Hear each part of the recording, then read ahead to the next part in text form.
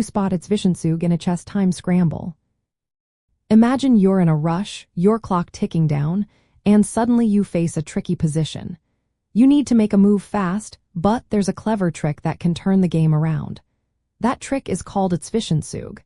It's a fancy German word for an in-between move that surprises your opponent. Spotting it during a quick game can be the difference between winning and losing. A Zwischenzug is a move you play before doing what you originally planned. Instead of recapturing or responding as expected, you insert a forcing move like a check, a threat, or a capture. This move changes the flow of the game instantly. When the clock is running out, your instinct might be to react immediately. But if you pause for a moment, you might see a Zwischenzug that wins material or gains time. The first thing to look for is forcing moves. These are moves that demand an immediate answer from your opponent. Checks are the easiest to spot because they force the king to move or block. Attacks on high-value pieces or threats to capture important pawns also qualify. When you see a move that makes your opponent respond differently than they expected, that's a good sign. Next, try to understand what your opponent's plan is.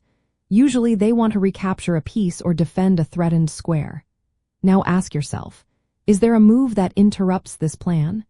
For example, instead of recapturing right away, can you give a check or attack a piece that forces your opponent to respond differently? This is the core idea behind its Zwischenzug. Quick calculation is key. Even in a time scramble, try to visualize the immediate consequences of your potential in-between move. Will it win you a piece, create a fork, or give you a tempo? If it does, then you've found a strong Zwischenzug. It often wins an extra move or material by forcing your opponent into a defensive position. Certain patterns make spotting its Zwischenzug easier.